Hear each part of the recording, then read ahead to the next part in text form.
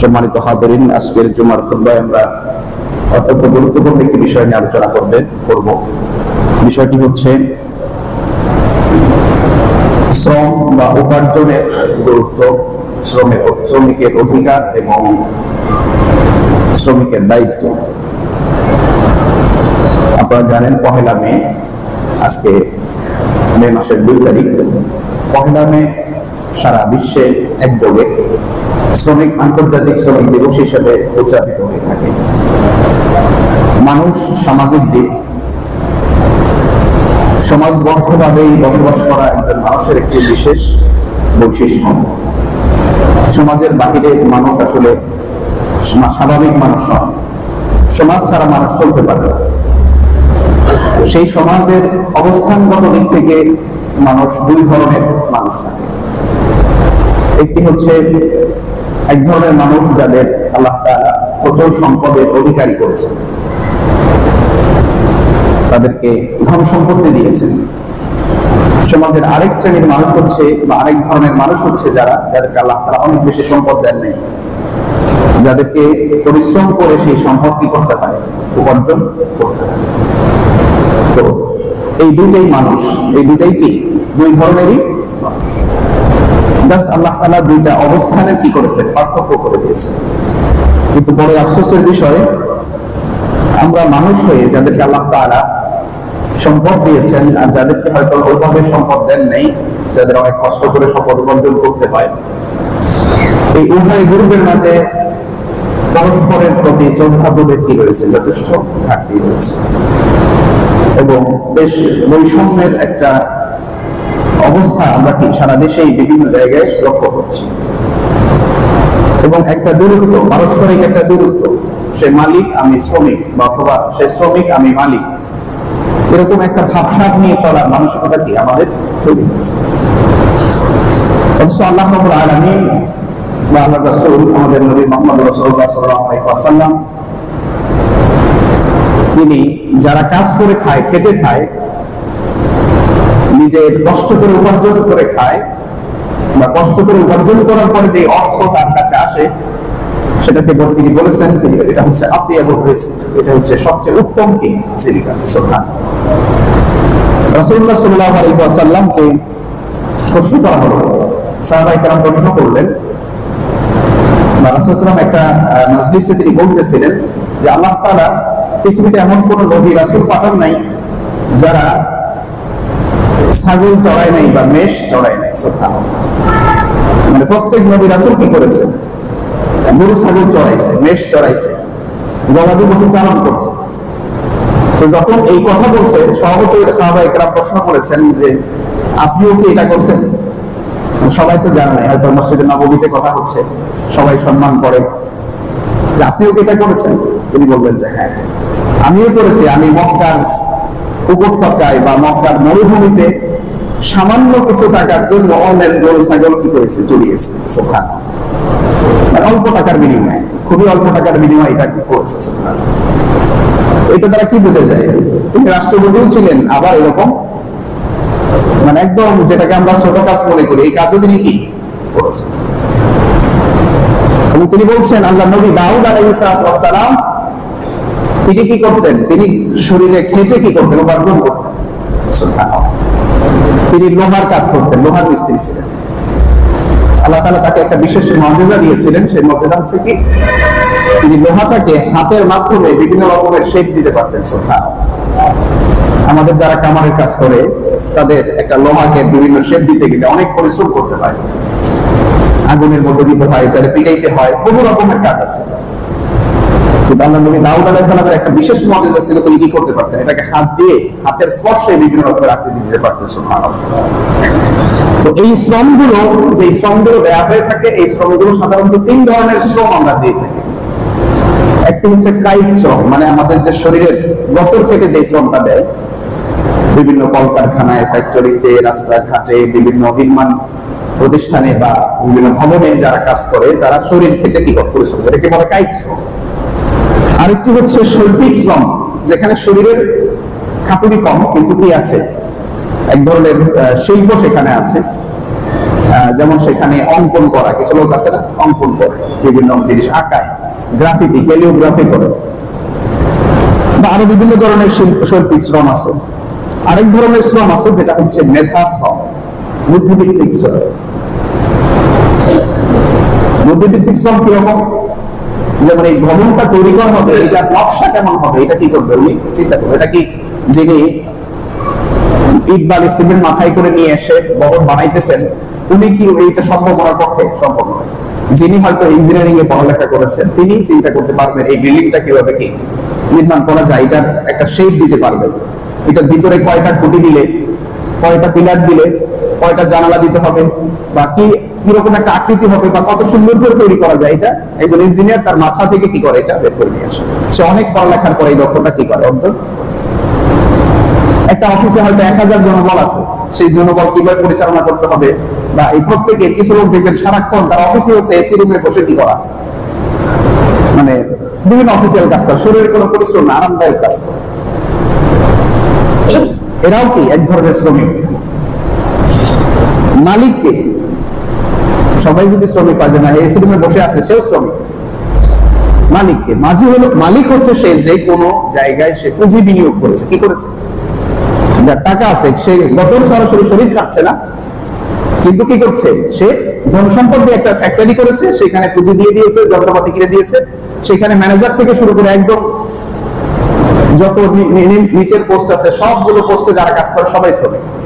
সবাই কি শ্রমিক। এই শ্রমিকদের মধ্যে ক্যাটাগরি আছে, ওই যে কেউ প্রাইড শ্রমিক, কেউ বুদ্ধি দিয়ে কাজ করছে, কেউ বা কোনো শিল্প আর্ট করছে, এরকম এক একজন এক এক ধরনের কাজ করছে।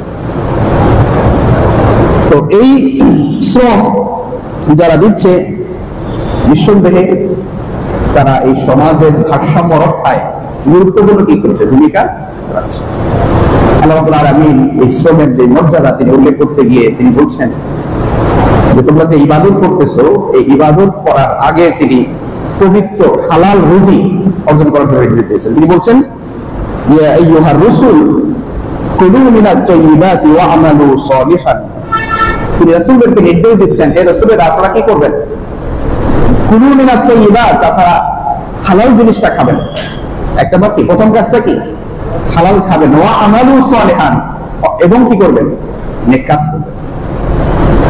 নেক কাজটা আগে উল্লেখ না করে হালাল খেতে হবে, তাইয়্যিব জিনিস খেতে হবে, এটা তিনি কি করেছেন আগে উল্লেখ করেছেন। এটা তারা বোঝা যায় যে যে কোনো নেক কাজের পূর্বে বা নেক কাজ কবুল হওয়ার আগের কাজ হচ্ছে কি করা, হালাল রুজি। আর এই হালাল রুজি প্রত্যেকটা শ্রমের মাধ্যমে যেই রুজিগুলো উপার্জিত হয় এই প্রত্যেকটা রুজি কি হালাল রুজি। সুতরাং কোন শ্রমকে কি করা যাবে না, অবহেলা করা যাবে না, বা তাদেরকে কোন রকম ভাবে অবজ্ঞা করার সুযোগ নেই। রাসূলুল্লাহ সাল্লাল্লাহু আলাইহি ওয়াসাল্লাম একটা হাদিসের মধ্যে বলছেন তালাবুল হালাল ওয়াজিবুন আলা কুল্লি মুসলিম, যে হালাল রুজি তালাশ করা, অন্বেষণ করা, হালাল রুজি কামাই করা এটা ওয়াজিব, মানে আবশ্যক প্রত্যেকটা মুসলমানের জন্য। মানে আপনাকে হালাল রুজি তালাশ করতে হবে, এটা আপনার জন্য কি ওয়াজিব করে দিয়েছে। হালাল রুজির বাইরে কোনো রুজির কি নেই, সুযোগ নেই। সুবহানাল্লাহ। তার মানে আর এই শ্রমের মাধ্যমে যে হালাল রুজিটা আসে সেটাই হচ্ছে সবচেয়ে কি বেশি হালাল। রাসূলুল্লাহ সাল্লাল্লাহু আলাইহি ওয়াসাল্লাম বলেন আফদালুল কাসবি বাইউন মাবরুর ওয়া আমালুর রাজুলি বিয়াদিহি। তিনি বলেন সর্বোৎকৃষ্ট উপার্জন হচ্ছে সেটা যেটা হচ্ছে হালাল ব্যবসা, এবং আরেকটা বলছেন যে আমালুর রাজুলি বিয়াদিহি, মানে লোকজন নিজের হাতে খেটে যে উপার্জনটা করছে। এটার চেয়ে এই দুইটা জিনিসকে তিনি কি করছেন সর্বশ্রেষ্ঠ উপার্জন হিসেবে উল্লেখ করেছেন। একটি হচ্ছে হালাল ব্যবসা, বৈধভাবে ব্যবসা করা। এই ব্যবসায়ী আবার দুই প্রকার। এই ব্যবসায়ীরাও তাদের কি করছে, শরীর জম এটা দিয়ে তারা কি করছে, ব্যবসা করছে। ব্যবসায়ী দুই ধরনের, এক ধরনের ব্যবসায়ী যারা হবে জান্নাতি, যাদের হাসর নাসর বা পরকাল হবে নবীদের সাথে সিদ্দিকদের সাথে। আরেক ধরনের ব্যবসায়ী হবে যারা হবে জাহান্নামী, তারা হবে অভিশপ্ত। যারা প্রথম প্রকারের যে ব্যবসায়ী, সেই ব্যবসায়ীর বৈশিষ্ট্য কি হবে, রাসূলুল্লাহ সাল্লাল্লাহু আলাইহি ওয়াসাল্লাম বলেছেন আত-তাজিরুল আমিন মা'আন নাবিয়্যিনা ওয়াস সিদ্দিকিনা ওয়াশ শুহাদা'i ওয়াস সালিহিন। প্রথম প্রকার ব্যবসায়ীর বৈশিষ্ট্যতে বলছেন আত-তাজিরুল আমিন, বিশ্বস্ত ব্যবসায়ী, যে তার ব্যবসায়ের পণ্যে কি করে না, মানুষকে ঠকায় না, যে তার ওয়াদা খেলাপ করে না, যে কথা বলে একটা তার প্রোডাক্টে থাকে অন্যরকম, এটা করে না, যে ডেট যেটা লিখে দিয়েছে, মেয়াদ যেটা লিখে দিয়েছে, এই মেয়াদটাই হচ্ছে সঠিক মেয়াদ দিয়ে সে লিখে দিয়েছে, ভেজাল মেয়াদ দেয় নাই। অনেক সময় আছে প্রোডাক্টের মেয়াদ শেষ হয়ে গেলে আবার ওই প্যাকেট পাল্টায় সিল লাগে আবার দিয়ে দেয়। এরা তাজিরুল আমিন নয়, এরা সত্যবাদী ব্যবসায়ী নয়, এরা বিশ্বস্ত ব্যবসায়ী নয়। যারা নাকি সত্যবাদী ব্যবসায়ী হবে তাদের হাসর হবে কাদের সাথে? মান নাবিয়িনা ওয়াস সিদ্দিকিনা ওয়াস শুহাদাই ওয়াস সালিহিন, নবীদের সাথে হবে, সত্যবাদীদের সাথে হবে, নেককারদের সাথে তাদের কি হবে? হাসর। সুবহানাল্লাহ।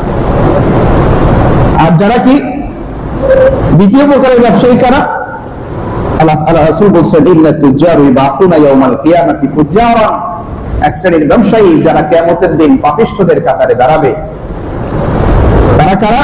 ইল্লা মান ইত্তাকা ওয়া বাররা ওয়া সাদাকা। এই যে প্রথম প্রকার, এই প্রকারের মধ্যে থেকে এই প্রকার ছাড়া যারা, তারা কি কিয়ামতের দিনে করে দাঁড়াবে। প্রথম প্রকারের ব্যবসায়ী কারা? ইল্লা মান ইত্তাকা, যারা তাকওয়ার নীতি অবলম্বন করে ব্যবসা করেছে। ওয়া বাররা, সে সৎভাবে কি করেছে? ব্যবসা করেছে। ওয়া সাদাকা, যে সত্যবাদিতার সাথে কি করেছে? ব্যবসা করেছে। এই তিন প্রকারের ব্যবসায়ী ছাড়া, তিন ধরনের বৈশিষ্ট্য ছাড়া বাকি যারা হবে তারাই কি কিয়ামতের দিন পাপিষ্ঠদের কাতারে তাদেরকে কি দাঁড় করানো। আল্লাহ তাআলা আমাদেরকে প্রথম প্রকারের ব্যবসায়ী হওয়ার তৌফিক দান করুন, আমিন। প্রথম প্রকারের ব্যবসায়ীদের যে বৈশিষ্ট্য, সেই বৈশিষ্ট্য যেন আমাদের মাঝে কি হয়, যারা ব্যবসা করছে তাদের মাঝে তৈরি হয়। আমানতদার হতে হবে। মানুষকে ঠকায় খাইলে কি হয় না, রিজিকে বরকত হয়। দেখবেন আপনি হয়তো কাউকে কোন একটা ভেজাল জিনিস দিয়ে দিচ্ছেন 10 টাকা লাভের জন্য, 20 টাকা লাভের জন্য, যে প্রোডাক্ট দেওয়ার কথা হয়তো আপনি 1 নাম্বার বলতেছেন, কিন্তু 2 নাম্বার জিনিসটা দিয়ে দিয়েছেন, অথবা 3-4 নাম্বার জিনিসটা দিয়েছেন, হয়তো আপনি সেখানে 20 টাকা লাভ করেছেন। আল্লাহ তাআলা এমন একটা গতি দিয়ে দিয়েছে, এমন একটা রোগ আপনার এসে গেছে, আপনার পরিবারের সমস্যা হয়েছে, দেখবেন যে 5 লাখ টাকা একসাথে বের হয়ে গেছে। নাউজুবিল্লাহ। এরকম যে কোনো ক্রাইসিস আপনার মুখে পড়ে যাবে। রিজিক যেটা আপনার জন্য বরাদ্দ, এর বাইরে আপনি কি পাবেন না। আল্লাহর পক্ষ থেকে যেটা রিজিক, রিজিক খুব শক্তিশালী জিনিস।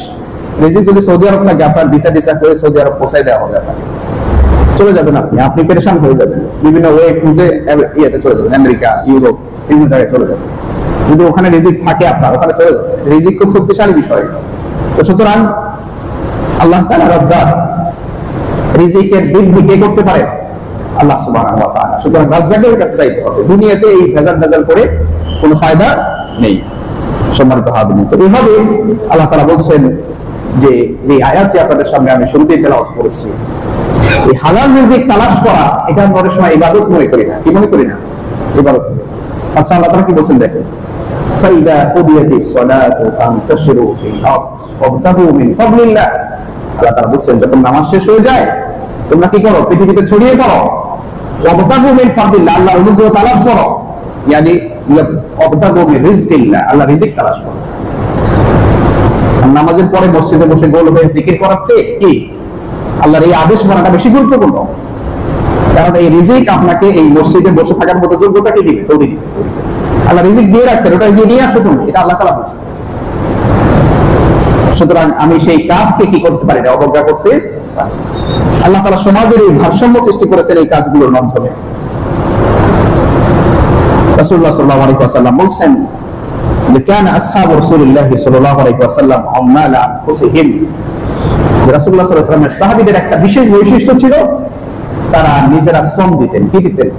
নিজেরাই কি নিজের কাজ নিজেই বেশি করতেন। নিজেদের কাজ অন্যদের উপরে নির্ভরশীল ছিলেন না।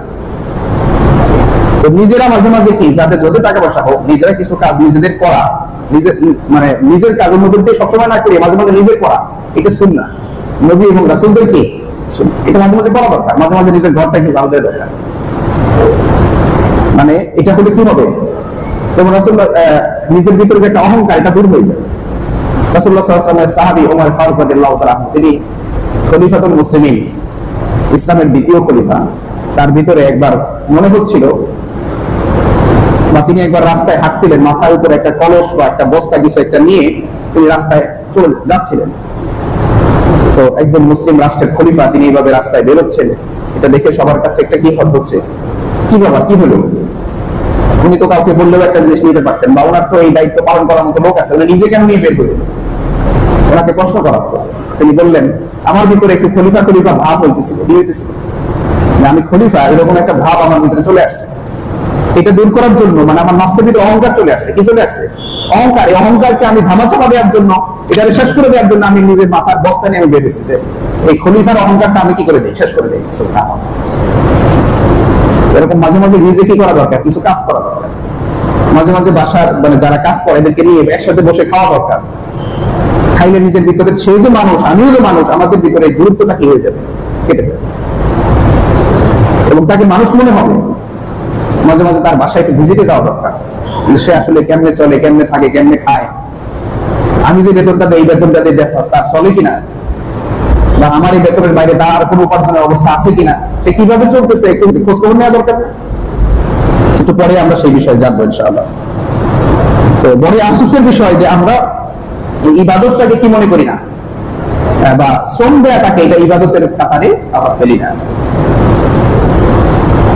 যার কারণে এই জাতীয় শ্রমগুলোকে আমরা মনে করি এগুলো হচ্ছে দুনিয়াদারি। এগুলো কি দুনিয়াদারি, বেশিরভাগ মানুষ এটা মনে করে যেটা হচ্ছে দুনিয়াদারি, আর মসজিদে আসছে এটা হচ্ছে ইবাদত। এটা কি ইবাদত? অথচ এই যে দুনিয়াদারি করার জন্য কে নির্দেশ দিয়েছেন? আল্লাহ তাআলা নির্দেশ দিয়েছেন। নবী রাসূলরা দুনিয়াদারি করেছেন। কি করেছেন? এগুলো করেছেন। এটার ভিতরে হালাল হারাম আছে। আপনি হালাল ভাবে যদি মানে কোন সৎভাবে ব্যবসা করেন, আপনি জান্নাত পাবেন, সুবহানাল্লাহ। আর অসৎ ভাবে করলে কি আছে? জাহান্নাম আছে। তাহলে তো এটা ইবাদত না? ইবাদত। আপনি যদি কাউকে ঠকান, তাহলে আপনার জাহান্নামের শাস্তি হবে, কবিরা গুনাহ হবে। আর যদি ঠিকভাবে ব্যবসা করেন, আপনার সওয়াব হবে। এটাই স্বাভাবিক। ঘর সংসার করা এটাও কি, স্ত্রীদের সাথে মেলামেশা করা এটাও সওয়াব, সুবহানাল্লাহ।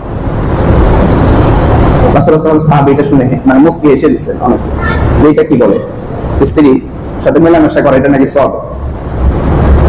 তো তিনি বললেন, তুমি যদি স্ত্রী ছাড়া অন্যজনের সাথে কি করো, রাত্রি যাপন করো, এটা কত বড় মাপের গুনাহ হবে না? অনেক বড় মাপের গুনাহ অবশ্যই।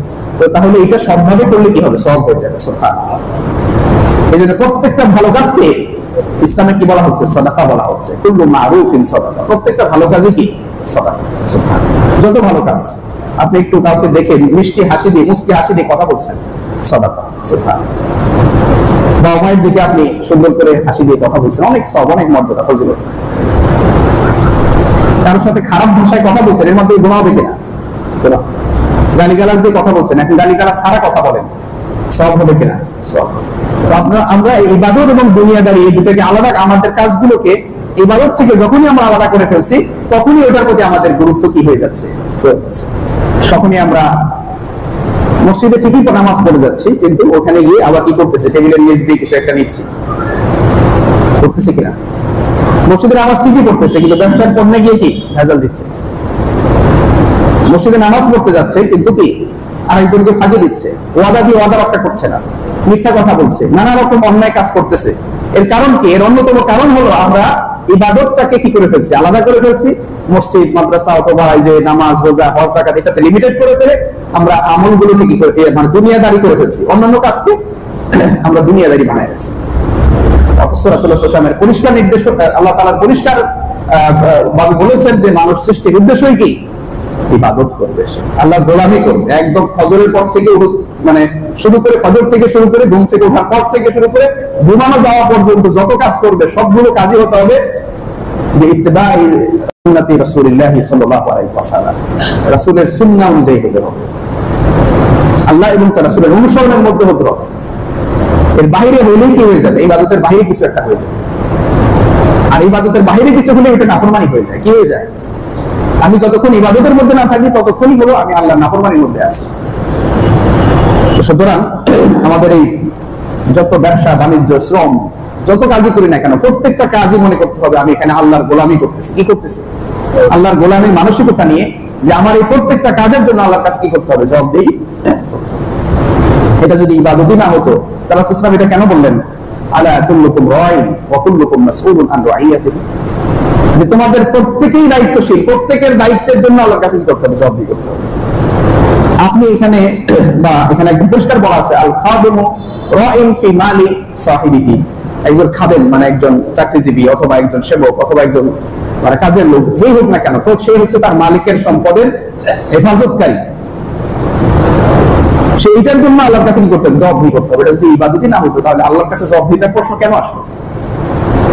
সে তো অন্যের সম্পদ সংরক্ষণ করতেছে, হেফাজত করতেছে, অথবা অন্যের কাজ করতেছে, এটার জন্য আল্লাহর কাছে কেন জবাবদিহি করতে হবে?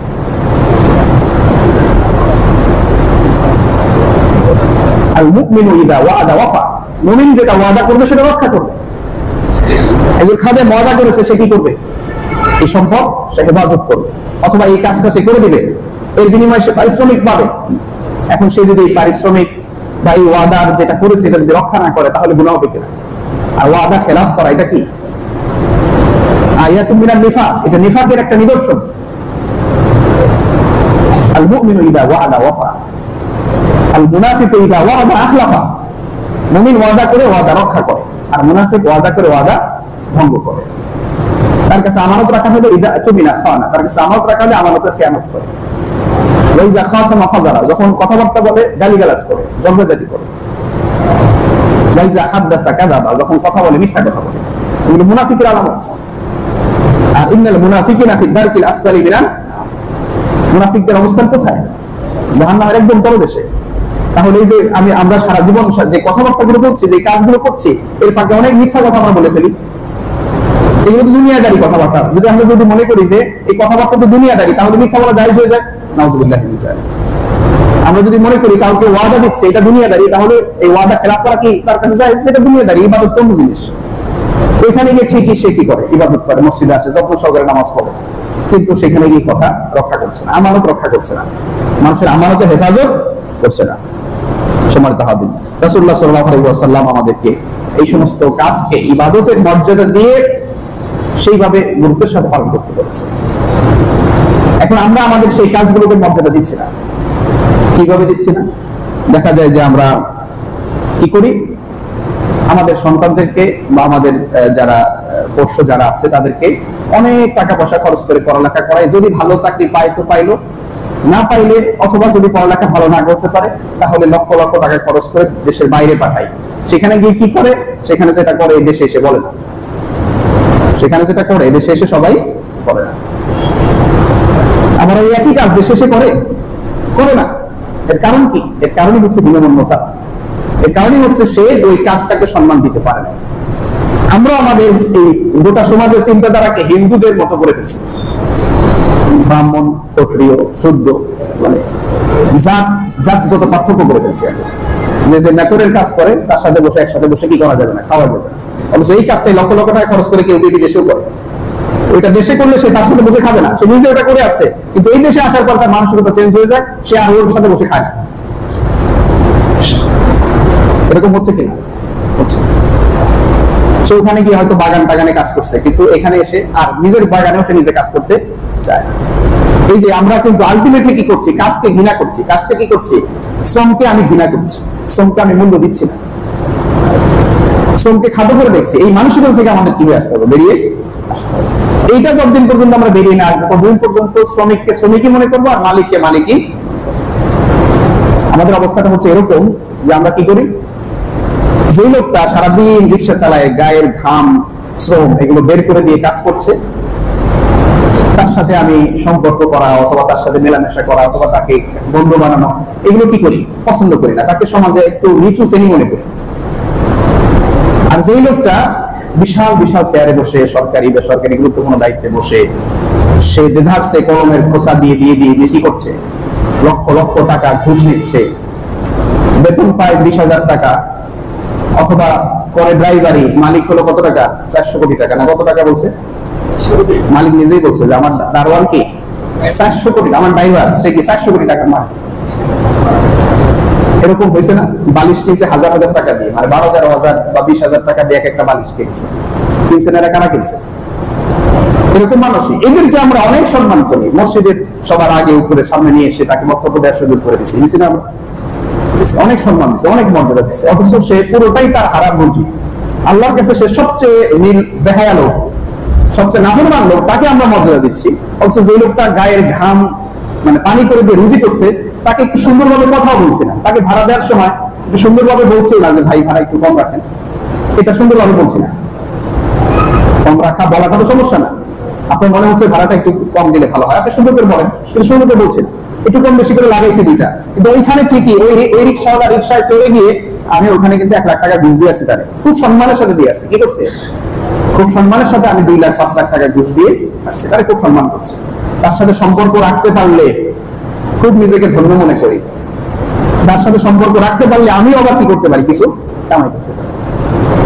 তো আমাদের সম্মান যেখানে পাওয়ার কথা সেখানে না দিয়ে আমরা সম্মানটা অন্য জায়গায় বাড়িয়ে দিচ্ছি। এই জন্য দুর্নীতিবাজরা বড় হচ্ছে, আর যারা একটু নিম্ন আয়ের তারা মানুষের কাছে সবসময় ছোটই থাকছে। আমরা মানুষকে মানুষ হিসেবে কি করতে পারছি না, মূল্যায়ন করতে পারছি না। সেও মানুষ, আমিও মানুষ, প্রত্যেকেই মানুষ। এটা যতক্ষণ পর্যন্ত আমি তৈরি না করতে পারবো তখন পর্যন্ত শ্রমিক মালিকের বৈষম্যটা কখনোই যাবে না। সম্মানিত হাদিন, রাসূলুল্লাহ সাল্লাল্লাহু আলাইহি ওয়াসাল্লাম সবসময় তিনি এই যে ভিক্ষুক যারা দেখতেন, যারা সামর্থ্যবান ভিক্ষুক, তাদেরকে কখনোই ভিক্ষাতে কি করতেন না, উৎসাহিত। সামর্থ্যবান, শরীর ভালো, হাঁটাচলা করতে পারে, কথা বলতে পারে, কাজ করতে পারে, এরকম লোক ভিক্ষা করবে এটা তিনি পছন্দ করতেন।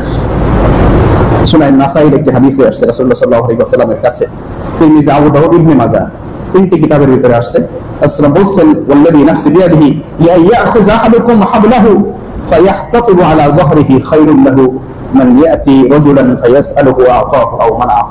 তিনি বলেন, ওই সত্তার কসম যার হাতে এই মুহাম্মদ সাল্লাল্লাহু আলাইহি ওয়াসাল্লামের প্রাণ, মানে আল্লাহর কসম দিয়ে বলছেন, নিঃসন্দেহে কোন লোক মানুষের কাছে হাত পাতে ওই লোকের চেয়ে যে লোকটা পিছে কোরআন নিয়ে সে কি করে, কাঠ কেটে খায়, আর যে হাত পেতে খায় ওই হাত পেতে খাওয়ার চেয়ে যে কোরআন নিয়ে কাজ করে খায় সে কি আমার কাছে সে উত্তম এবং সে সবচেয়ে ভালো। রাসূলুল্লাহ সাল্লাল্লাহু আলাইহি ওয়াসাল্লামের কাছে একজন লোক আসলো, আপনারা জানেন বিখ্যাত একটি কবিতা, বিখ্যাত একটি ছড়া, নবীর শিক্ষা, পড়েছেন না সবাই? এটা একটা হাদিস, এটা একটা কি হাদিস। রাসূলের কাছে আসছে এক লোক, এসে হাত পাচ্ছে, হে দয়াল নবী, করুণার ছবি, হ্যাঁ এরকম করে সে চাইছে, দ্বারা পরিবার বাড়িতে আমার উপোস করিয়া মরে, হ্যাঁ এরকম ভাবে সে বলছে যে 3 দিন হতে খাইতে না পাই, দাও নাই কিছু মোর ঘরে, দ্বারা পরিবার বাড়িতে আমার উপোস করিয়া মরে। মানে কবিতার ছন্দে ছন্দে এটাকে তুলতে হচ্ছে যে আমার 3 দিন ধরে বাচ্চা কাচ্চা না খেয়ে আছে, ঠিক মতো খাবার দিতে পারছে না, আমাকে কিছু দেন। তিনি দেখলেন লোকটা সুঠাম দেহে, ভালো, হয়তো কাজ পাচ্ছে না।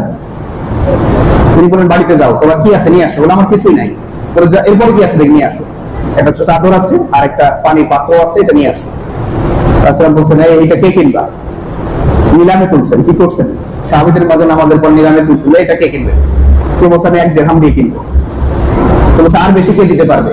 কিন্তু নিলামের ধারণাটা এখান থেকে আসছে, আর বেশি কে দিবে? বলছে আমি 2 দিরহাম দেবো। এরপর আর বাড়তেছে না, 2 দিরহাম দিয়ে তার কাছে বিক্রি করে দিয়েছেন। 1 দিরহাম তাকে দিয়ে দিয়েছেন, যাও তুমি বাসায় গিয়ে খাবার দাবার কিনে দিয়ে আসো, আর 1 দিরহাম দিয়ে একটা কুড়াল কিনে নিয়ে আসো। এই কুড়ালটা আনার পর রাসূল নিজের হাতে, এটারে কুড়াল তো কিনে আনছে, হাতে ইয়ে লাগবে না, হাতল লাগবে না, তিনি নিজের হাতে হাতল লাগাই দিয়ে বলছে যে 15 দিন আমার সামনে ঘোরাঘুরি করবা, যাও জঙ্গলে যাও, কাঠ কেটে তারপরে কি করবা, বাজারে বিক্রি করে খাও। সে 15 দিন পরে নিয়ে আসছে, তার এখন 10 দিরহাম কি হয়েছে, পুঁজি হয়েছে। সুবহানাল্লাহ। তো ইসলামে এই যে বেকারত্ব এটা পছন্দ করে না, যে কোনো কিছু করে খাইতে হবে, বেকার থাকবে না মানুষ। বেকারত্ব একটা অভিশাপ। আর কাজ, এটা সমাজে কি অর্থনৈতিক উন্নয়নের জন্য কি রাখবে ভূমিকা, কিছু না কিছু করলে সমাজে কি হবে, উন্নয়ন হবে, আপনার উন্নয়ন হবে, মানুষ আত্মনির্ভরশীল হবে। নির্লজ্জের মতো মানুষের কাছে চাওয়া এটা ভালো কাজ নয়। ইয়াদুল আউলিয়া খায়রুম মিন ইয়াদিস সুফলা। রাসূল বলছেন যে উপরের হাত নিচের হাত থেকে উত্তম। উপরের হাত বানাইতে হবে, কি বানাইতে হবে? উপরের হাত। ইসলামে উপরের হাত বানানোর কারণে একটা সময় এমন হয়েছে যে এই নিচের হাতওয়ালা লোকদের আর খুঁজে পাওয়াই যায় না। খুঁজে পাওয়া যাচ্ছে না। যাকাত, ফরজ যাকাত আদায় করবেন, কাকে দিবে এই লোক, দেয়ার লোক নাই। সুবহানাল্লাহ। এটাই হচ্ছে ইসলামের বৈশিষ্ট্য। আমরা যদি ইসলাম কায়েম করতে পারি তাহলে সে কি হবে, আমাদের সমাজের এই অর্থনৈতিক যে বৈষম্য, মালিক শ্রমিক যে দ্বন্দ্ব, এগুলো কি হয়ে যাবে, দূর হয়ে যাবে ইনশাআল্লাহ। রাসূলুল্লাহ সাল্লাল্লাহু আলাইহি ওয়াসাল্লামের পাশ দিয়ে একবার এক সাহাবী বা এক লোক যাচ্ছেন, সাহাবারা পাশে ছিলেন। লোকটা খুব সুঠাম দেহের অধিকারী, তার গায়ে গতরে খুব শক্তি, পাশ দিয়ে যাচ্ছেন। সাহাবায়ে কেরাম বললেন, এই লোকটার যেই শরীর বা যেই স্বাস্থ্য, সে যদি জিহাদে অংশগ্রহণ করত তাহলে কতই না ভালো হতো। শত চেষ্টা করেও নিজের কন্ট্রোলে আসলে কথাটা শোনার পরে তিনি বললেন, এই লোক যদি তার ঘরের ছোট ছোট বাচ্চাদেরকে তাদেরকে ভরণ পোষণের জন্য কোথাও যেতে থাকে তাহলে সে ফি সাবিলিল্লাহ, আল্লাহর রাস্তায় গিয়েছে। সুবহানাল্লাহ। সেও জিহাদের ময়দানে আছে। এই লোকটা যদি তার ঘরের বৃদ্ধ বাবা মাকে ভরণ পোষণ দিতে হবে এটার জন্য যদি বের হয়ে থাকে তাহলে সেও কি ফি সাবিলিল্লাহ, আল্লাহর রাস্তায় আছে। সুবহানাল্লাহ। এটা ওয়ান কাইন্ড অফ জিহাদ। এটাও কি জিহাদের সঙ্গে তুলনা করছেন? এটা জিহাদ মানে ওই জিহাদ না, জিহাদের মর্যাদা দেওয়া হচ্ছে। এটা কি দেওয়া হচ্ছে? জিহাদের মর্যাদা। তার মানে হালাল উপার্জন করা, রুজি করা, এটা জিহাদের মর্যাদা দেওয়া হচ্ছে। সুতরাং আমরা এটাকে কেন এত হালকা ভাবে দেখছি সম্মানিত হাজিরিন? তো এইভাবে এই যে যারা শ্রম দিচ্ছে, যারা শ্রমিক, যারা কাজ করছে, আল্লাহ রাব্বুল আলামিন কি বলছেন? আল্লাহ রাব্বুল আলামিন বলছেন নাহনু কাসামনা বাইনাহুম মাঈশাতাহুম ফিল হায়াতিদ দুনিয়া। যারা শ্রম দিচ্ছে আর যারা শ্রম দিচ্ছে না, বা যারা ধরেন অর্থনৈতিক পুঁজি দিচ্ছে, সম্পদশালী বা সম্পদশালী নয়, বা বিভিন্ন পেশায় কাজ করছে, আর তারা বলছেন আমি তাদেরকে এই দুনিয়াতে এই যে বিভাজনটা করে দিয়েছি, এটা দুনিয়ার জীবনের একটা স্বাভাবিকতার জন্য আমি কি করেছি? করে দিয়েছি। কারণ ওয়ারাফা'না বা'দাহুম ফাওকা বা'দ, এবং তাদের উপরে যে একটা একে অপরের উপরে একটা মর্যাদাও দিয়ে দিয়েছি। একে অপরের উপরে কি আছে? মর্যাদা আছে। যে ধরেন মালিক, তাকে একটু সম্মান বেশি করা হয় না? মানে সে একটু পরিশ্রম কম করে, টাকা আছে তার, সে টাকা দিচ্ছে। আর যে শ্রমিক, সে পরিশ্রম বেশি করতেছে, সে একটু হয়তো কি করছে? ভালোভাবে জীবনযাপন করতেছে, সে একটু কি দুর্বলভাবে জীবনযাপন করতেছে, দুজনই করতেছে। এই যে একটা মর্যাদার পার্থক্যকে আল্লাহ তাআলা করে দিয়েছে, এটা মর্যাদাগত একটা পার্থক্য করে দিয়েছে। এটা কেন? লিয়াত্তাখিদা বা'দাহুম বা'দান সুখরিয়া। এই যে আমি বিভেদ করে দিয়েছি, মানে একটা বিভাজন করে দিয়েছি, এর কারণ হচ্ছে তারা যেন একে অপরকে কাজে লাগাতে পারে। সুবহানাল্লাহ। আজকে দেখেন, আপনি যে জামাটা সুন্দর করে পরে আসছেন, এটা যদি কেউ না বানাইতো, সুন্দর জামা পরে আসছে না সবাই? মসজিদে আসলে খুজু যিনাতাকুম ইনদা কুল্লি মসজিদ, রাসূল বলেন তোমরা মসজিদে যাওয়ার সময় একটু সুন্দর পোশাক পরে যাবা, সুন্দর পোশাক, তোমার বাসায় যেটা একটু সুন্দর, এটা পরে যাবা। এই যে সুন্দর পোশাকটা পরে আসছেন, এই সুন্দর পোশাকটা বানিয়েছে এরকম খেটে খাওয়া কোন শ্রমিক কি করেছে? এটা বানিয়েছে। মানে আপনার শরীরের সৌন্দর্য বৃদ্ধিতে সে কি করেছে? ভূমিকা রেখেছে। এই যে একটা সুন্দর ভবন, আপনি এখানে মসজিদে একটা নামাজ পড়ছেন, এখানে দেখছেন কত সুন্দর করে বানানো হয়েছে। এটার পেছনে প্রচুর শ্রমিকের কি আছে? গায়ের ঘাম, কাজ করতে গিয়ে প্রচুর ঘামের ফোঁটা কি করেছে? শরীর থেকে টপ টপ করে পড়েছে নিচে। মানে এই আপনাকে একটু সুন্দরভাবে নামাজ পড়ার একটা ব্যবস্থা করে দেয়। আপনার বাথরুমের ময়লাগুলো কিছু লোক পরিষ্কার করতেছে কষ্ট করে, যেন আপনার কষ্ট না হয়, এটার জন্য কি সেই কষ্ট করতেছে। এরকম ভাবে আমাদের খাবার, এটা যদি আমাদের উৎপাদন করা লাগতো তাহলে কি না অবস্থা হয়ে যেত। আমাদের করা লাগছে না, এটা কি করতেছে? কিছু মানুষ তারা এই রোদের, প্রচন্ড রোদের ভিতরে, ক্ষেতের ভিতরে বসে বসে একটা একটা করে বীজের দানা বিছিয়ে দিয়ে কি করতেছে?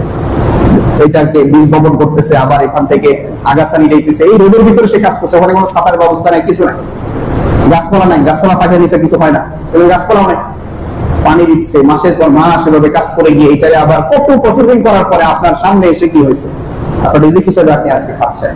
কিন্তু খাবার সময় চিন্তা করেন, এই যে খাবারটা খাচ্ছে, এই খাবারটা আসার জন্য কত লোকের শ্রম এখানে কি হয়েছে? এখানে লেগেছে। এটা যদি চিন্তা করি আমরা, তাহলে আমাদের এগুলোকে, এদের প্রতি একটা সম্মান, এদের প্রতি একটা ভালোবাসা কি হবে? তৈরি হবে। আল্লাহ তাআলা এইভাবে পৃথিবীর একটা ভারসাম্য করেছেন। কাউকে মালিক বানিয়ে দিয়েছেন। কেন বানিয়ে দিয়েছেন? কারণ তাকে হয়তো আল্লাহ তাআলা তাকে দিয়ে কি করাতে চান? একটা ফ্যাক্টরি করাতে চান, সেখানে কিছু লোক কাজ করবে, দেশের উৎপাদন হবে। কিন্তু এইভাবে একটা সমাজ কি চলবে? আমি শুরুতেই বলেছি, আমরা সামাজিক জীব। একটা সমাজকে বেঁচে থাকতে হলে পরস্পরের কি লাগবে? সহযোগিতা। পারস্পরিক সহযোগিতা ছাড়া একটা সমাজ চলতে পারে না। আমি একটু হয়তো টাকা পয়সা বেশি আছে দেখে আমি নিজেকে অনেক কিছু মনে করবো। হ্যাঁ, তার জীবন আর আমার জীবনের মধ্যে কিছু পার্থক্য থাকতে পারে। আল্লাহ তাআলা যাকে যেরকম সম্পদ দিয়েছেন, সে তার অবস্থা আলোকে সেটা ব্যয় করবে, এটাতে কোনো কি নেই, বাধা নেই, নিষেধ নেই। কারো সম্পদ বেশি হবে, কারো কম হবে, এটা খুবই স্বাভাবিক। না হলে যাকাত ফরজ হইতো না। যাকাত কি হইতো না? ফরজ হইতো না। যাকাত ফরজ হয় কাদের উপরে? যারা সম্পদ, টাকা পয়সা আছে তাদের উপরে। ইসলামে ধনী হওয়া নিষেধ নয়, ইসলামে গরিব হওয়া কোনো অপমানের বিষয় নয়। উভয় মানুষ তাদের সম্মান নির্ধারণ করবেন। আল্লাহ সুবহানাহু ওয়া তাআলা তিনি বলছেন, ইন্না আকরামাকুম ইনদাল্লাহি আতকাকুম। এই দুই শ্রেণী, যাকে হয়তো আল্লাহ তাআলা টাকা দিয়েছেন, কাউকে হয়তো কি করেন নাই, টাকা পয়সা দেন নাই, গতর খাটে, এই উভয়ের মধ্যে আল্লাহর কাছে সম্মানিত হবে সে যে সবচেয়ে বেশি তাকওয়াবান, আল্লাহকে ভয় করে চলে। সুতরাং সম্মানের মানদণ্ড কখনোই টাকা পয়সা হতে পারে না। সম্মানিত হাজিরিন, এই যে শ্রমিক যারা কাজ করছে, তাদেরকে তাদের অধিকারটা কেমন হবে, বা এই বিষয়ে কিছু একটা হাদিস আপনাদের সামনে উপস্থাপন করব। আবু যর গিফারি রাদিয়াল্লাহু তাআলা আনহু সম্পর্কে আপনারা শুনেছেন। রাসূলুল্লাহ সাল্লাল্লাহু আলাইহি ওয়াসাল্লামের একজন বিশিষ্ট কি সাহাবী ছিলেন, অনেক মুত্তাকি পরহেজগার সাহাবী ছিলেন। তিনি রাসূল সাল্লাল্লাহু অনেক পরে, যখন ইসলামী খেলাফত চলছিল বিভিন্ন সময়, সেই সময় তিনি কি করছিলেন, তার খাদেম যে পোশাক পরে উনি সেই পোশাক পরেছেন। খাদেম যা খায় বা উনি একই জিনিস খাচ্ছেন, মানে উনি অনেক পয়সাওয়ালা, কিন্তু কি খাদেমের মতোই জীবন যাপন করছে। আবু যর গিফারী রাদিয়াল্লাহু আনহুর বৈশিষ্ট্য হলো এমন, তিনি ইসলামে যেটা রুখসত দেয়া আছে উনি রুখসতটা না পালন করে তিনি যেটা কঠোরতা আছে ওটা পালন করতেন। মানে ইসলামে কিছু কি আছে জায়েজ আছে, তিনি জায়েজটা না করে কোনটা একদম কড়া ইসলাম, মানে কড়া ইসলাম পালন করতেন। কি করতেন? আমাদের মধ্যে কিছু মানুষ আছে না যারা খুবই মানে ইসলামের বিধিবিধানের ব্যাপারে খুব কঠিন, একটু ছাড় দিতে রাজি নয়। তো এইরকম ছিল আবু যর গিফারী রাদিয়াল্লাহু আনহু। যেমন ইসলামের সম্পদ উপার্জন করে পাহাড় করা, এটা কি আছে? ইসলামে জায়েজ আছে।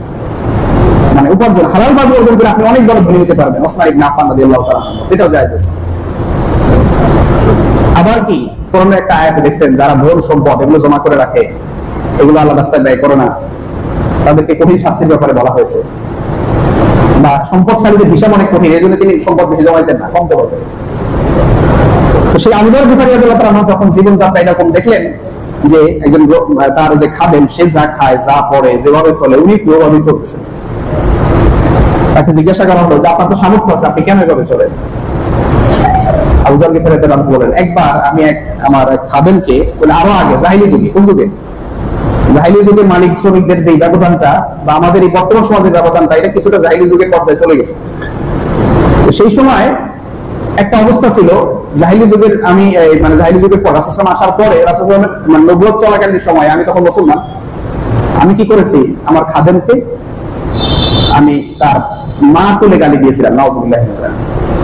তার কোন একটা অসন্তুষ্ট হওয়ার কারণে তাকে আমি মা তুলে গালি দিয়েছিলাম।